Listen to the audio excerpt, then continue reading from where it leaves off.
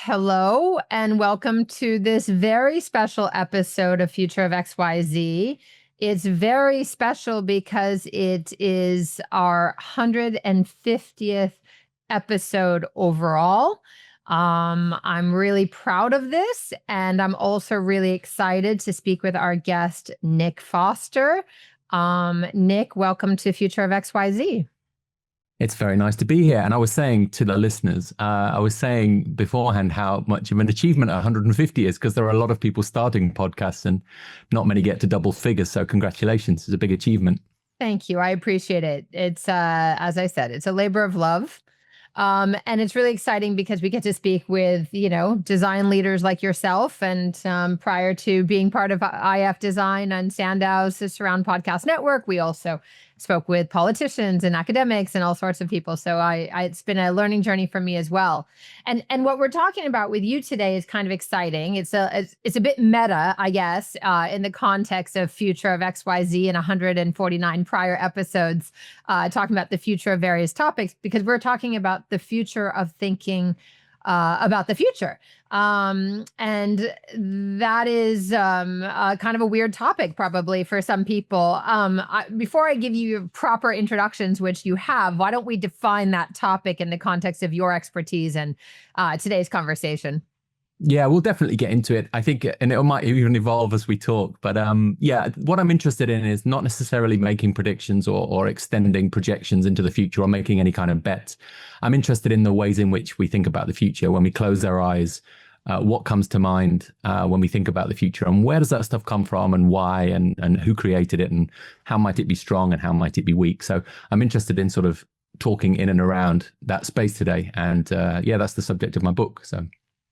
Well, yeah, let's, so you are UK raised, as some people will ascertain from your accent. You're a trained industrial designer. You studied at the Royal College of Arts, which is one of the most prestigious design schools in the world. You became a fellow of the Royal Society of Arts in 2018. You have also been awarded the title of Royal Designer for Industry. I think you go Nick Foster RDI now, which is the highest accolade for a British designer in the field of industrial design. So congratulations on that. Thank you very much. It's actually in all design. So we've got everybody from architects and graphic designers, interior designers, garden designers now. And actually part of the interesting thing so I'm on the faculty, obviously, on the committee as well. And every year when we look for nominations for Royal Designers, we have that sort of conversation of what does actually constitute design in this contemporary landscape. So it's actually quite a good primer to have that conversation and say, what do we mean by design? But yeah, it's a lovely accolade. It's limited to 200 living individuals at any one time. So I feel like I'm in rare air, let's say. That's definitely rarefied air, I would say.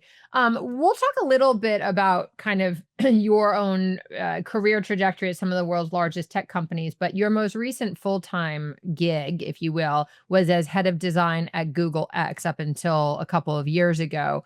And there you were leading a team of designers, researchers, and prototype developers, et cetera, kind of thinking about nascent technologies. And around that same time, Fortune magazine described you as one of the world's foremost leaders in speculative design. I know you mentioned it and you describe yourself as a futures designer, but you're also a very, very recently published author. Just a few weeks ago, your book, Could, Should, Might, Don't, came out. And the subtitle on that is How We Think About the Future. So that's why we're talking about future of thinking about the future. Nick, why did you write this particular book? It's a very good question and one that I ask myself frequently. Well, yeah, I mean, I've been in and around. I'm a designer, but designer by training. I've been fortunate to work for some really large and really interesting companies. And in those companies, I've held roles that are sort of overtly looking beyond the horizon, looking at deeper futures than perhaps most people do. Typically in and around, like you said, evolving, emerging technologies. And when I was at Google X, that's sort of the very extreme version of that. So really looking at things like brain control computer interfaces, robotics, stratospheric internet balloons. Even we worked on, nuclear fusion projects and things like that. So really thinking long term about the kinds of things we might make and why and how we might do them and whether they're interesting or whether they're risky or all of those things.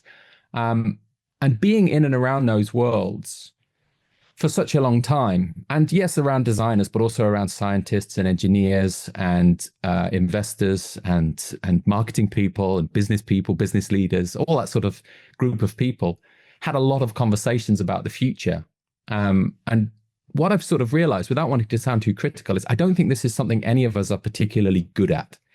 And what I mean by good is sort of rigorous.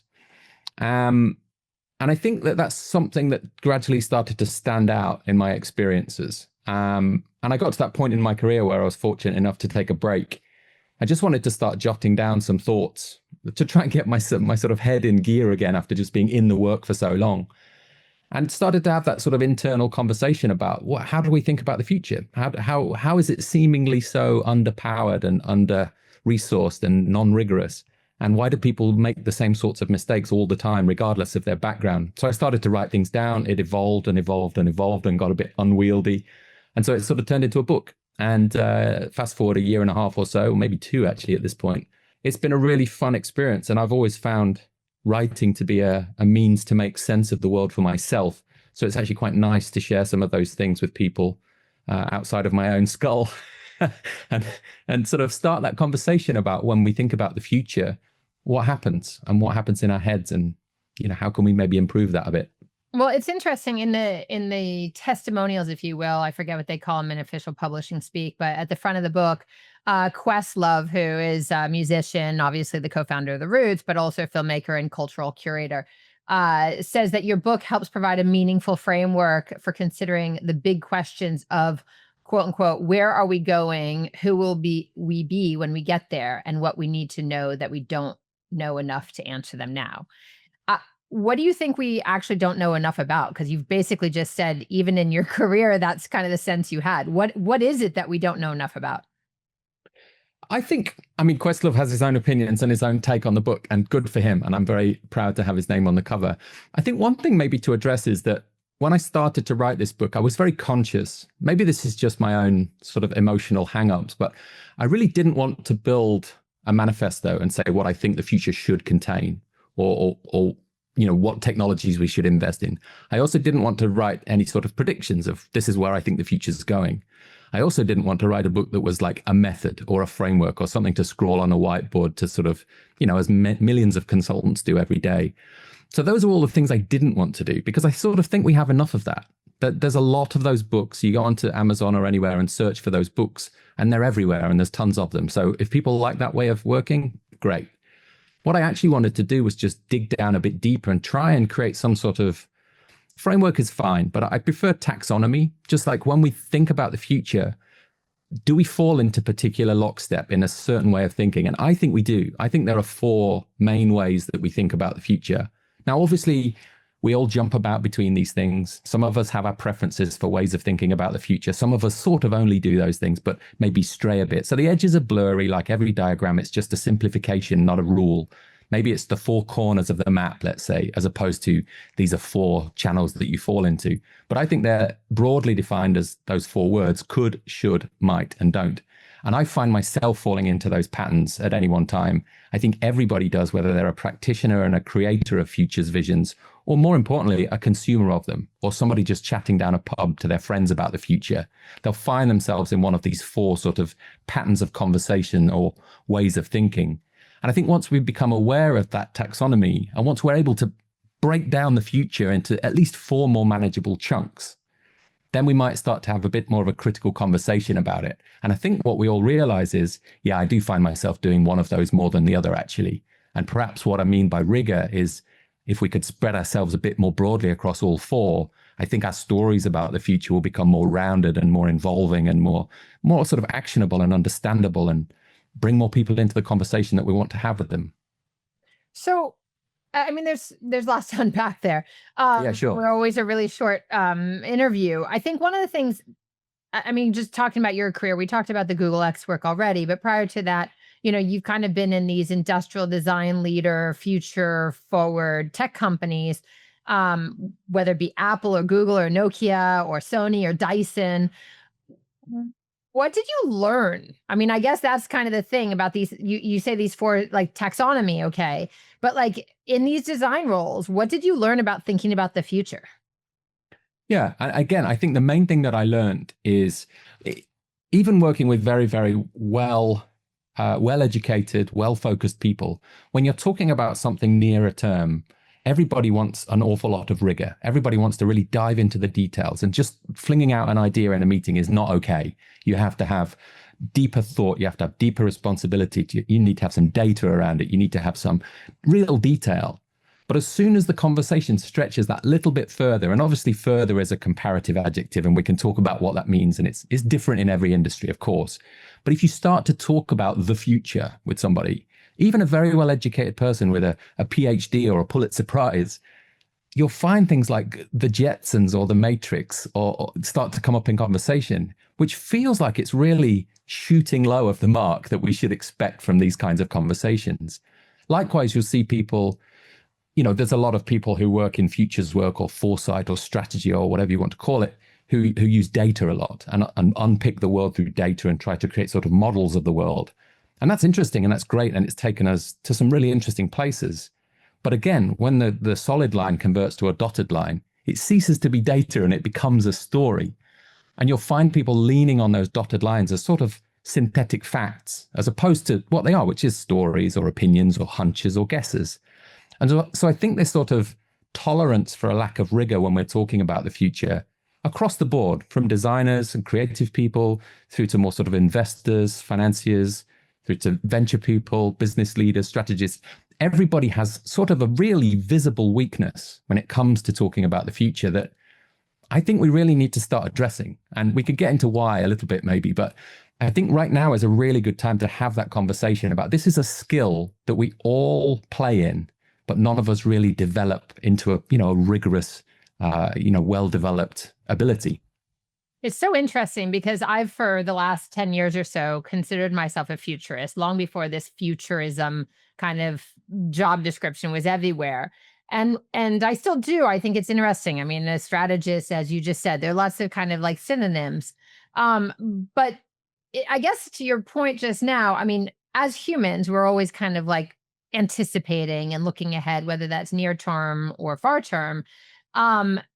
Is in that sense, do you consider that we're all a futurist because we're always thinking about the future? Or is this like a profession that is and should be limited to a handful? Yeah, I write about this at length in the book, actually. There's a big chapter called A Reluctant Futurist. So I don't refer to myself as a futurist for lots and lots of reasons that could fill up way more than half an hour. But let me just try and hit some of the high notes. I think it's because, on the one hand, I think it doesn't feel like a real job. Like maybe it's my working class roots showing, but it feels like sort of a symptom of our overprivileged consultant culture. And I think when you put it against welder or doctor or farmer or something, it doesn't feel like a real job. So I feel a bit silly saying it out loud. But also I think society hasn't made sense of it as a role. And I think that's honestly, and this is where I do get a bit critical, I think it's because the output of futurists is subpar. And I sort of don't want to be in that gang, really, because I think there's a lot of futurists who are sort of, they're peddling manifestos or they're peddling opinions or they're peddling ideas and not being sort of rigorous and detail oriented and honest about the levels of uncertainty that are in their work. And it sort of finds its way onto conference stages and into strategy decks and it sort of doesn't really lead anywhere. And I think with the growth of futurists that we've seen, and the sort of adoption of futurists into large organizations, there's definitely been an uptick in an interest, but I think there's a bit of dubiousness starting to emerge amongst the consumers of this stuff. For sure. Secondly, I think I've been fortunate enough to give talks on stages and sort of under that banner of being a futurist or whatever.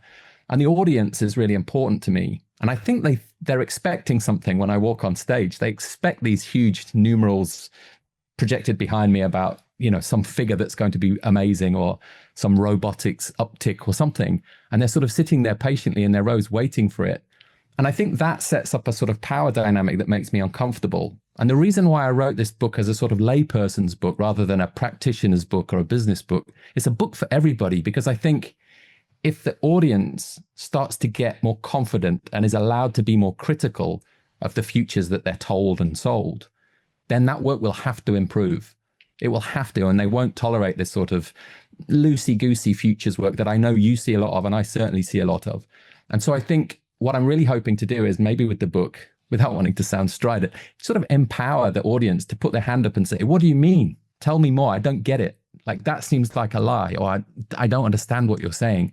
Because at the moment, I think people sort of sit back and nod, and it all sounds really highfalutin and complicated and amazing, but I don't really know where to engage with it. So yeah, it's a long sort of strident answer, but I think giving people the tools to say, hang on a second, this feels really biased, or hang on a second, tell me more, I don't get it. Like, I would love for that conversation to develop some more. Yeah, I mean, the word rigor just keeps coming up. And I think in a world right now, that frankly is changing faster than ever, and where interdependencies between nations and economies and cultures and resources and ecosystems and stuff is more at the fore in, September 2025 than we've ever seen. And yet there's this constant bombardment now through futurists, or from data centers, or from consultants, or from the media, or from our leaders, across the board, these competing visions and interpretations, both of truth, but also if you're using today's facts to imagine a future, then that dotted line can get thrown off kilter real fast. It's already, as you said, a dotted line at best, and then you're starting from a place that is, I guess I would say, like, more competitive and less grounded in fact in some ways. So, like, what are the dangers right now to us as human beings, of either becoming complacent or checking out, or of actually just misinterpreting today's cues, and where does that lead us? Yeah, there's some. I'm not a big science fiction person at all, but William Gibson does have a really lovely quote that I'll butcher now about it's very difficult to form detailed visions of the future because the present is too volatile. And he uses the phrase, we have insufficient now to stand on, which I really love it as a way of thinking, because the amount of change that our generation, let's say, I'm putting myself and you in the same one there, let's assume, apologies. But the amount of change that's happened is staggering. And my father is still alive in the UK, and he was born before vinyl albums existed, and exists in a world after ChatGPT exists. And that amount of that's just sort of a technology change, but societal change. Gay marriage is now legal in about 40 countries. We've had a black president in the United States of America. There's so much change, happening so fast everywhere. There is an argument to say that, like, structured thinking about the future is harder and harder and less useful. I disagree with that, because I think actually what we're all doing today is we're all living within the consequences of insufficient foresight and thinking about the future from our predecessors. All those grainy people in those blurry black and white photographs who accidentally started things in motion that we're now sort of fixing, living with, trying to work around, trying to solve. We're doing the same thing now for the next generation. And I think being able to start to think more rigorously about what we're putting in motion, the implications, the externalities, the second and third order implications, thinking about uncertainty and bringing that into our work alongside sort of strident terms like solution and prediction and projection, bringing sort of, we don't really know, so let's be careful. Bringing some of that into the thinking too is what I mean by rigor. And that's a word that I hold real close to my heart, is just, can we do a little bit more right now? Whatever it is, a little bit more, just to make sure that we've got a little bit more of an idea about the future, even if it's an idea of what we don't know. That's important. I think it's really interesting. I mean, I've always held these roles that are kind of change agent roles, roles that don't exist, whatever. And it took me 20 years to figure it out. But there's this great Benjamin Franklin attributed quote, like, the only thing certain in life, is, besides death and taxes, is change. And, what I came to find out, and it did take me 20 years of pushing. It's like, people say they want change, but actually no one does. And so in a world where everything is changing, I find that people hold on tighter and tighter to what they believe, rather than interrogating what they don't know. And I think that what you don't know, to your point, is actually where the interest is, and trying to fill in that information. on our South by Southwest, pitch for next year, you said, put more information in your brain. And I am a big believer that the more information we have, the more certain we can deduce what the right next step is, for instance, and it doesn't need to be far out.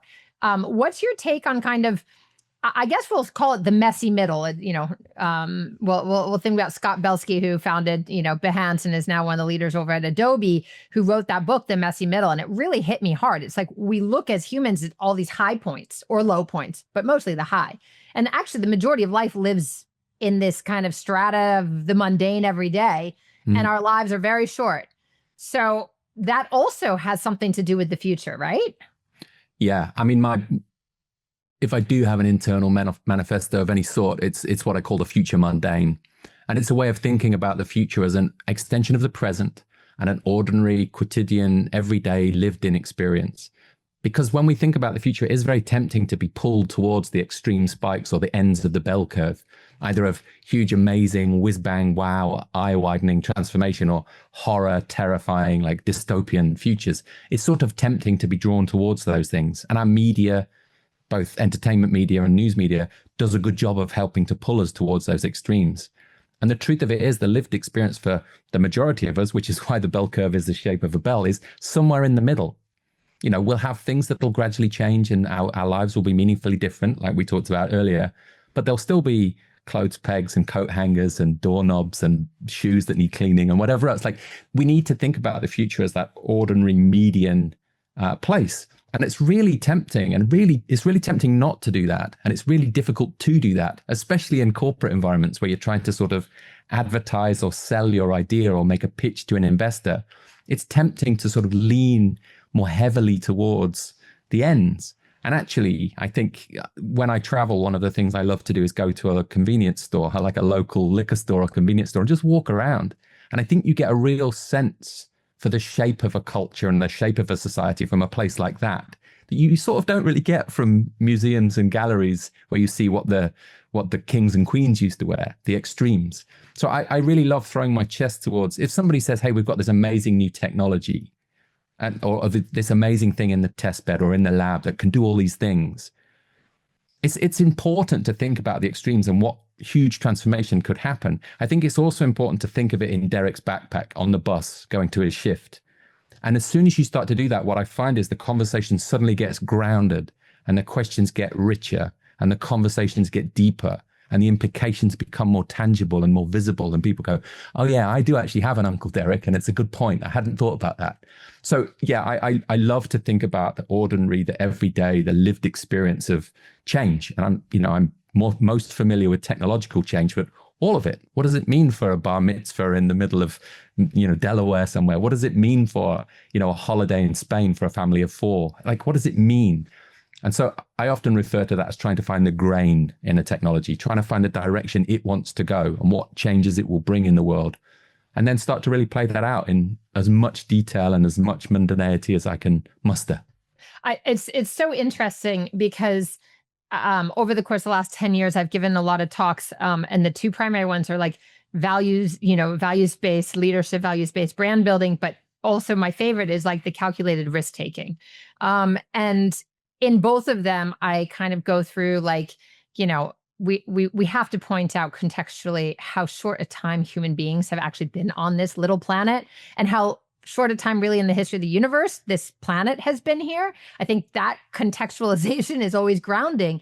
But basically, since the end of the Ice Age and modern man, you think about innovation that radically changed human existence and ultimately also the planet and all those other things. But I mean, the first is fire.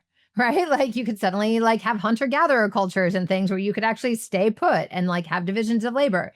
You have the printing press, for instance, right? You have airplanes, even the wheel back even before that, And then you start thinking forward and the rate of change, the microchip, when that happened. And now, don't even talk about the internet. And then you talk about emerging tech like AI, machine learning. And obviously there's the singularity and all the things that we won't get into, but this is what that talk does, is it gets faster and faster and faster and faster and faster. And it's almost like humans have this craving for constant innovation. And I'm wondering, A, do you think that's true? And along the way, what do we get right? And I think you've already alluded to what we get wrong, but what are the implications of that? Yeah. I mean, the first part of your question is interesting, is that I think as a species, we're not very good. Our understanding of time is very, very poor, and the passage of time. And in the researching for this book too, you might know these figures, but to me, they were interesting. So our oceans have had sharks for longer than Saturn has had rings, is one thing, which just, that's a big thing. And also ciabatta bread was invented after the color television.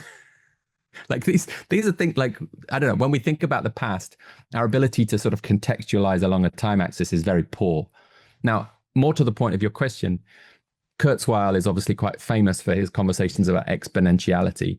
And I think innovation in particular is very accretive. So once one group of people have developed a four-cylinder engine, the next generation can start from that benchmark and then start to look at turbochargers and gearboxes, and then the next generation can build on that. So it naturally gains this sort of momentum. I think we're at a sort of weird inflection point with society where a combination of us all being able to share everything with each other, so 8 billion stories every second of the day, has made us more aware, perhaps, of the implications of change. And because change is happening so rapidly at such scale, we can see with our own eyes the change around us.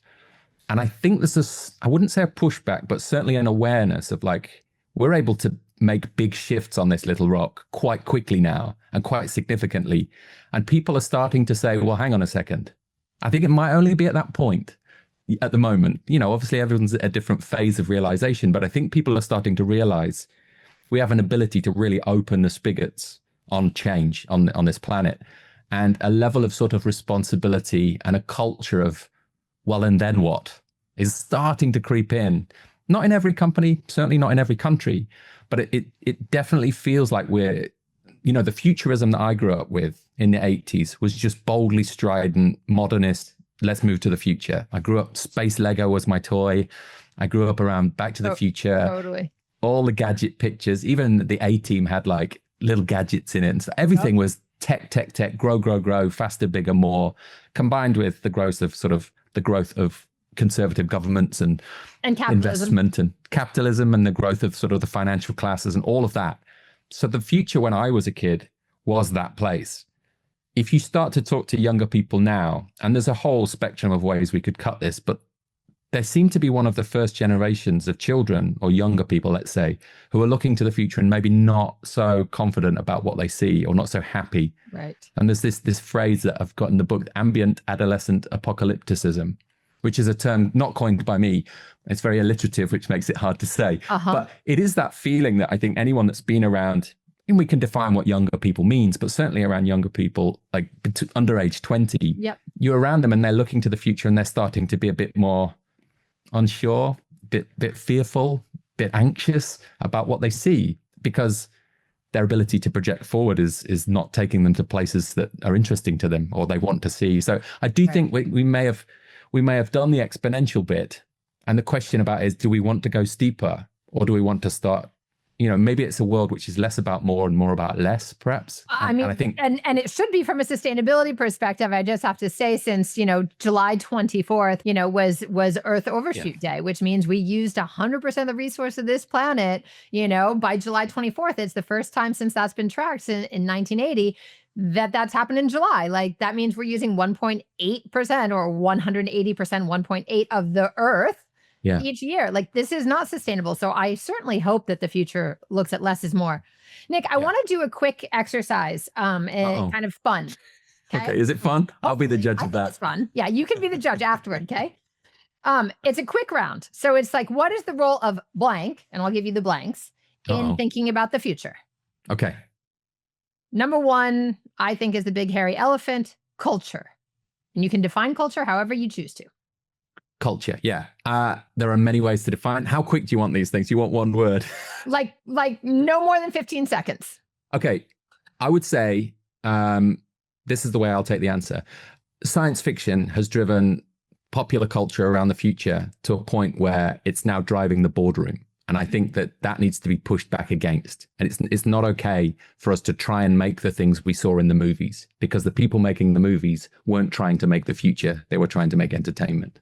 I'll leave it at that. My God, I think we could end the interview. That's awesome. Okay.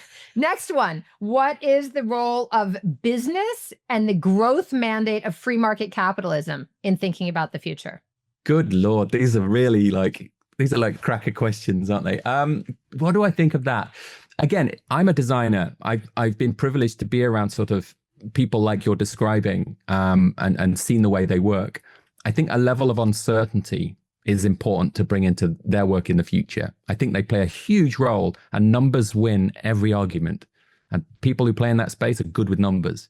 And I think a little bit less certainty, a little bit more humility about where all of those dotted lines might be pointing would be a useful change in that world. Yeah, for sure. I'd also like to see like realistic projections, those are helpful. We can't do quarterly growth every year, those things.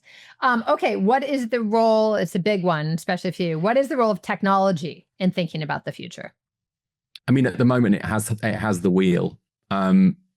Corporations are huge, powerful. They're able to deploy their products, particularly software products, at massive scale to huge numbers of users. They need to understand that power perhaps more than they do, in a way that is more responsible than perhaps they do. I think that's changing. But I would love to see a level of responsibility permeate through the whole of those organizations, and not just have a team who go and police it in every other department. I would like to see that level of concern, responsibility, and questioning mindsets across the whole of those businesses, not siloed. I appreciate that. Okay, we have 3 more. You're halfway through. Oh no, here we go. What is the role of algorithms in thinking about the future? What is the role of algorithms? I think we live in an increasingly algorithmic world. So they're sort of part of everything we do anyway, whether we know it or not. And Georgina Voss has written a really great book about this, the idea of a hyper object as well, everything just being so interconnected with each other. I think being able to unpick decisions is still a necessity that I want to see. And I think we're sort of gradually moving away with that, where algorithmic systems are interacting with algorithmic systems, and it's becoming harder and harder for regular humans to unpack their reasoning. I think that could be a critical flaw in where we're pointing in the future, just from a sort of agency perspective as a species. Like, it would be nice to know why the air conditioning is now 3 degrees cooler than it was yesterday. Be nice to unpick why that's happened. Yeah. Okay. Second to last one. What is the role of mental health in thinking about the future? What is the role of mental health? Yeah, well, I talked about it a little bit earlier. In a couple of ways. The feeling of sort of wooziness that everybody gets whenever they turn on the news and sees the change come full force at them, that insufficient now to stand on. I think people do feel very unstable at the moment and uncertain about things like their own jobs, really important things to their lives, about their future healthcare, about where they're headed. I also think that we have a responsibility to deploy nascent technologies in a well-reasoned and responsible way to our young people. A lot of these things are conceived as adult products and thrown at children. And I think we need to have a think about what that's doing more than perhaps most people are. And the very last one of this, what is the role of the planet Earth in thinking about the future? I mean, the planet doesn't have a role. It will exist after we're long gone. I think we have a role to the planet if we want to. If we can all agree on one thing, the sustainability of our species on this planet, and you could argue that some people don't even agree on that. But if we do agree on that, I think it's undeniable that we need to think about what we're doing a bit more. Like I said, the planet shouldn't have a role. It shouldn't have to change what it's doing to suit us. I think we should understand that what we're doing is changing it. And yeah, I think planet Earth will be here long after we've gone. I fully ascribe to that belief. Okay. That was stressful. That was stressful, Lisa. I on the clock. Like, it was fine. I strive for fun here and thinking about the future of the future, Nick. So before I ask you the last question of this 150th episode, is there anything that I didn't ask you about vis-a-vis thinking about the future that you want to share? Well, no, I think you've done a fantastic job. You're obviously 150 podcasts deep, so you know what you're doing. No, I think all I'm trying to do here, I just want to really reiterate. When you write a book like this with a major publisher, there's a desire for it to sort of be pigeonholed into one spot. Like it's a business book, it's a design book, it's a critical thinking book, and it's sort of all of those, but none of them. What I really, really hope is that people that don't fall into one of those three buckets and don't create the future or feel like they do, even if they're just a consumer of stuff that comes through their TVs, through their newspapers every day, just to give them the ability to say, hang on, I'm involved in this. This is part of my life too. I want to have a structure that I can put my hand up and ask those questions and push back a little bit. I think that's the only way the work will get, to my eyes, better, which I mean, more deep, more rigorous, more well-rounded, more actionable.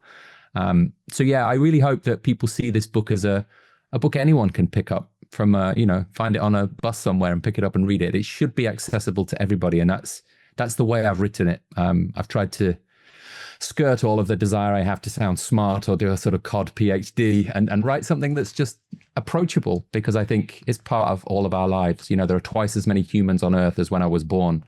As a lot of people to talk to about this. Yeah. And who need to be thinking about it more rigorously and realistically.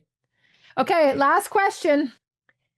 As I ask every guest, there are only two questions that are guaranteed, the first and the last. And then the last question, the question is, what is your greatest hope for the future of thinking about the future if we imagine 25 years from now? So that would be 2050. I think my hope would be, it is something that everybody feels empowered to do, able to do, has the skills to do, and that it's integrated into almost every decision that involves anyone else. Being able to think rigorously about the future with depth and detail and nuance and uncertainty, I think that's going to be a critical skill. And it would be lovely to see preschoolers being trained in thinking about the future beyond drawing spaceships and thinking about robots. I think having classes in the future is a really important, interesting step that I'm actually talking to some folks about. So let's see. I love that. Nick Foster, world designer for industry, thank you so much for joining us on Future of XYZ. For everyone watching and listening, you can find his book, Could, Should, Might, Don't, How We Think About the Future, anywhere you get your favorite books. And you can watch Future of XYZ anywhere you get your favorite podcast or on YouTube. Thank you again, Nick, for joining me on this episode. It's been a pleasure. Thank you very much. Likewise, it's been fun. And congratulations once again. Thank you. We'll talk to you guys all again with our 151st episode in 2 weeks' time. Be sure to leave a 5-star review on Apple, Spotify, or wherever you find Future of XYZ. Help people find us and find Nick and spread the word. Thanks, everyone.